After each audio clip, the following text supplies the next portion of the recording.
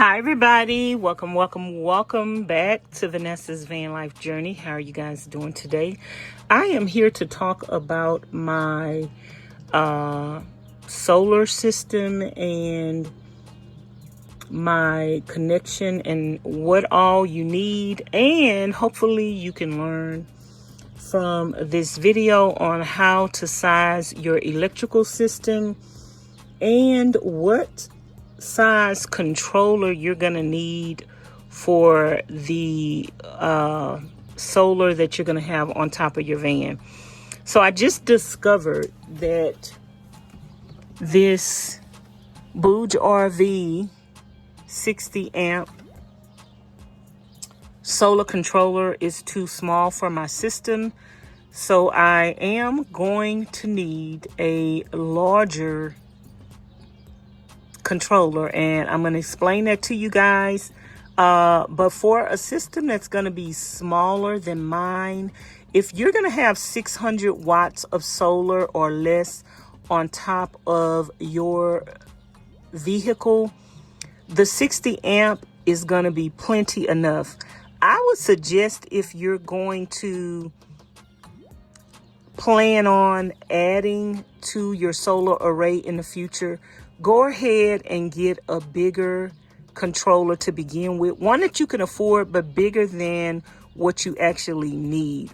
I think the 60 amp would be more than enough if you are never going to plan on going over 600 watts of solar on your van. If you're going to have 600 watts or more on your van, you are going to need more than 100 amps. I mean, more than 60 amps. So I would suggest 100 amps. That's actually what I need.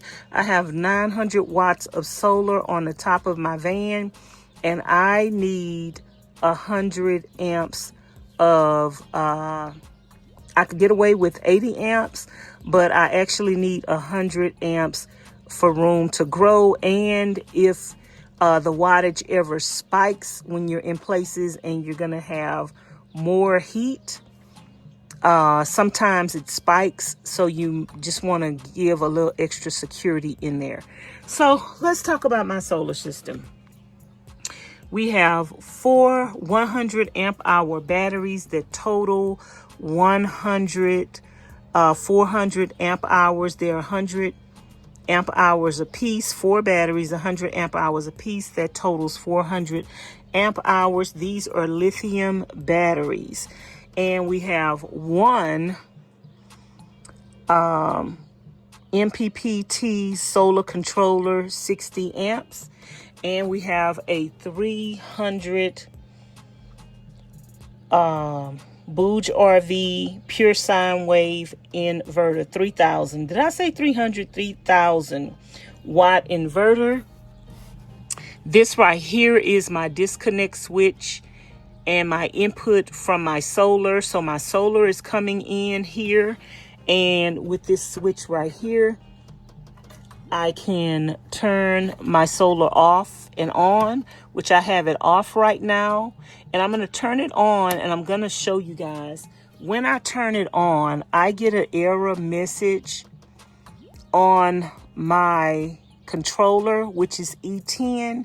And if you look in the book, E10 means that there is too much power, too many amps coming in for this controller to handle it.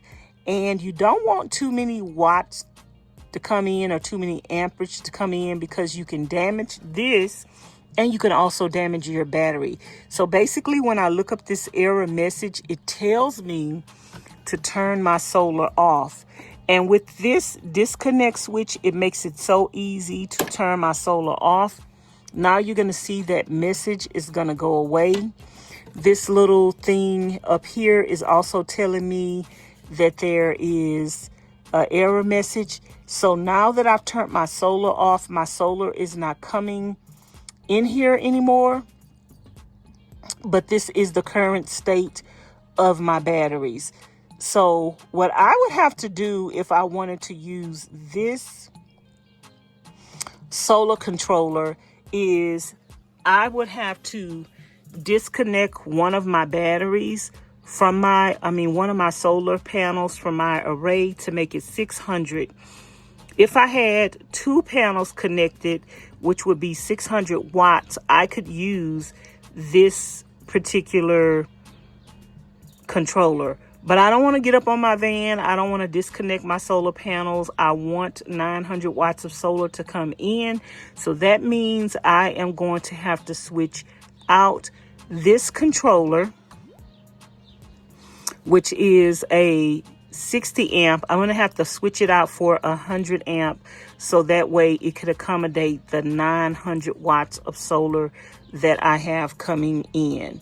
So also right here, I have a disconnect switch right here. So if I want to turn my batteries off and turn all the power off to the batteries that is going to everything else, I would turn off my disconnect switch like this by doing that. And as you can see, the disconnect switch was powering the controller. So now that I've turned off my disconnect switch, I've turned off power to everything. So if I wanted to work on this system, I have my solar turned off, no solar coming in, and I have my battery turned off. So there is no power coming from the battery. So now if I wanted to work on my system, connect wires, disconnect wires, I could do that because I turned my power off to the battery. So that is my disconnect switch, and now I could just turn that back on, and now you see that's going to start back powering up the controller. And now we have power coming from the battery.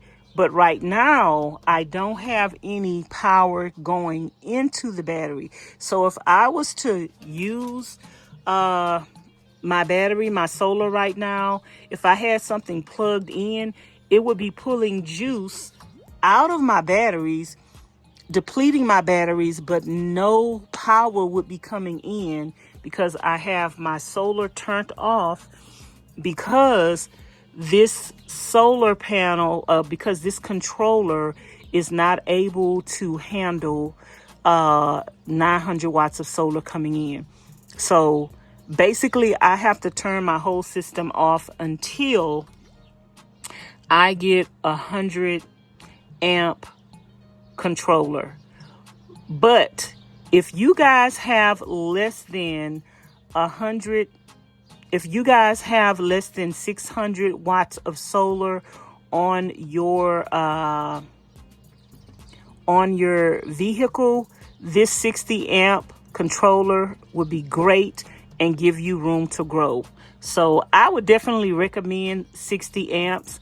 If you have 100 amps of solar on your roof, 100 watts, and you plan on adding more in the future, I would go, don't size exact. Always size with room to grow, especially when you're spending a good amount of money and it only would take a couple of more dollars for you to be able to upgrade and leave room to grow. Just spend a couple of hundred, the couple of extra dollars, $20, $30, $40 now, so you will have room to grow. So that way you won't have to replace the whole thing altogether, losing out on that money. So that is what I recommend. And here is my solar system. And in between my battery, from coming down from the battery, we have a fuse. This is a 400 amp fuse because we are using 4/0 wire. This is marine grade wire. All of my system has marine grade wire on it. We're using 4/0 wire because we have a 3000 watt inverter. When you pick your inverter, that is going to determine what size wire you're going to use. So with the 3000 watt inverter, we had to use the 4-aught wire. And also with the 3000 watt inverter, that determines how many batteries you need. So you at least need 3 100 amp hour batteries to total 300 amp hour batteries to be able to accommodate a 3000 watt inverter. So I have 4 batteries. That's more than enough. You at least need 3. So if you're going to try to get a bigger inverter, keep in mind you cannot get a bigger inverter without sizing up on everything. You cannot run a 3000 watt inverter off of 1 battery, off of 2 batteries. You need at least 3 batteries, and you're going to need 4-aught wire. Once you get the 4-aught wire, you're going to need a fuse that is going to be able to cut off if it need to, and you're going to need a 400 watt fuse because you have 4 batteries, you have 4-aught wire, so you're going to need that 400 watt fuse. So we have a 400 watt fuse. I think I'm saying that right. I know it's 400 something. Is it 400 amps or watts, girl? I don't know. Do your research. I'm not an electrician. I'm just explaining my system to you in layman's term. So I have a fuse coming off of my battery in between my cutoff switch. So if for some reason something happens, the power coming in will cut off, break the fuse before it goes to my batteries and mess up my batteries. And the same thing with the inverter. Coming from my bus bar, this is called a bus bar. This is my positive bus bar. Coming from the positive bus bar to my inverter, we have a fuse. Again, 400 amp or 400 watt, I think it's amp fuse. So that way it could trip if an excess amount of power or current or something happens to the system, and it won't mess up my inverter. You want to protect each and every one of your components. If you want to, you can put a fuse in between your controller before you go to your bus bar. You put your fuse on the positive end from your component before you get to the bus bar. So that is how you do that. If you guys have any questions about solar, how you're going to determine what size controller you're going to get, you're going to take the number of solar, the number of watts of solar that you have, and you're going to divide it by 12 because you're doing a 12 volt system. You're going to divide it by 12, and that's going to show you the least amount of controller you can get away with.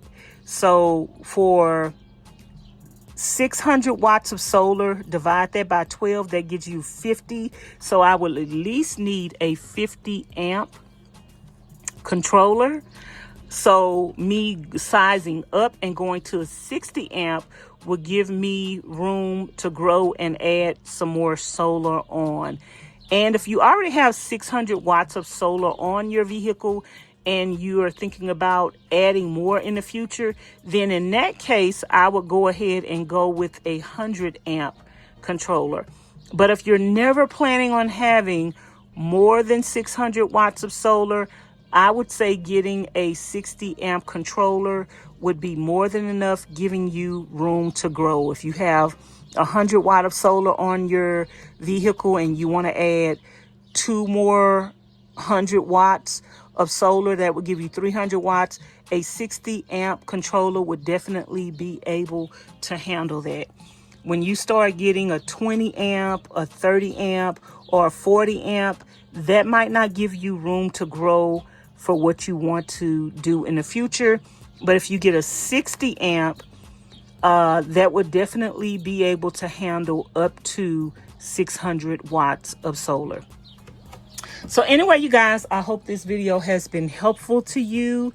Thank you guys so much for watching. I did not talk about my my control panel for my 12 volt, but I'll do that in a separate video today, or a separate video in the future. So again, this is my cutoff switch for my solar. This is the controller. This takes the power that's coming in from your solar and it converts it and it puts it into your battery. So that's what fills up your battery. So you need that. And the cutoff switch enables you to be able to turn your solar off from the inside. And this is your cutoff switch for the battery, to turn the power off for the battery so you can work on your system. So anytime you're going to work on your system, you want to cut the power off from the solar, cut the power off from the battery, and that's also going to stop supplying power to your inverter. So, and remember, it's very important to know what size the inverter is going to determine what size wire you're going to use. I see a lot of people using too small of a wire for the size inverter that they have. And another thing to note is whatever wire comes with your components, when you purchase them, never, ever, ever use that wire because it's not sized properly. The size wire that I received for this was not 4/0, and it's never going to be long enough. So never ever use that wire. Just make sure you look up what size inverter you're using, and from there, if you had a 2000 watt inverter, then you would need 2/0 wire. Because I have a 3000 watt inverter, I need 4/0 wire. And wire and aught and gauge is two different things. So make sure when you're sizing your wire for your inverter and your batteries that you're looking at aughts and not gauge. So keep in mind, again, disclaimer, I am not an electrician. Make sure you do your research. Make sure you watch tons and tons and tons of videos on this. And just know that you're going to make a couple of mistakes and you might have to rearrange things. And remember that whenever you're adding your fuses, you always add your fuses on the positive side. I did make a mistake and I was adding my fuse on the negative side. Don't know why I did that, but I had to take it off and redo it. It didn't cause any harm or any damage, but you want to make sure that you do have your fuse on the positive side because that's where the power is coming in through. It's coming in through your positive wire. So anyway, you guys, that's going to be it for me today. Thank you guys for watching. Bye now.